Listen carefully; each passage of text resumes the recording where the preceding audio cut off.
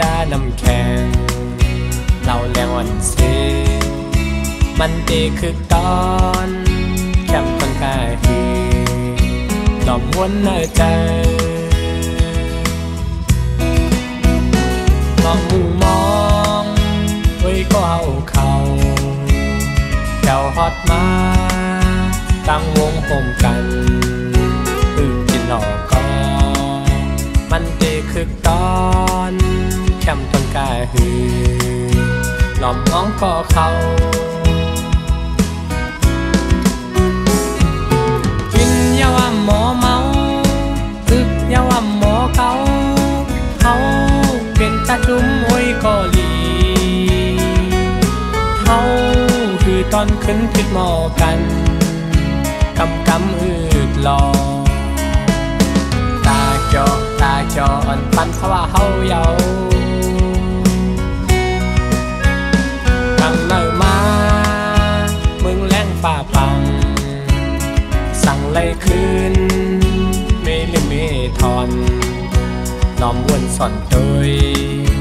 มันเทคือตอนแคมป์ต้นกายฮือ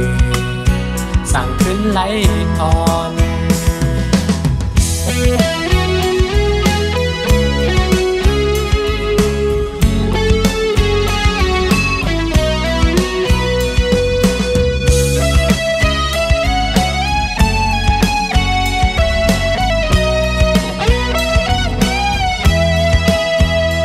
สั่งว่ามี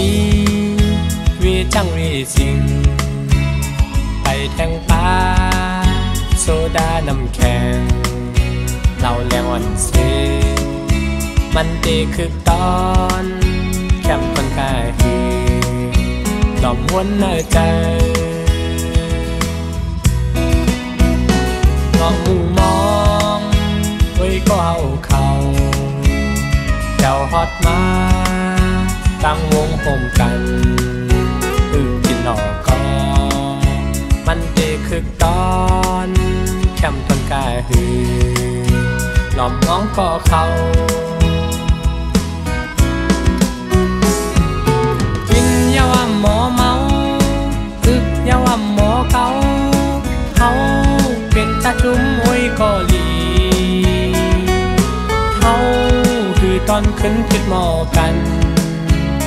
กำอืดรอตาจออันปันเพราะว่าเฮาเยาตั้งเนิ่นมามึงแรงฝ่าพังสั่งไล่คืนเมลิเมทอนล้อมวนสอนโดยมันเทคือตอนแคมป์ต้นกายฮือสั่งขึ้นไล่ทอน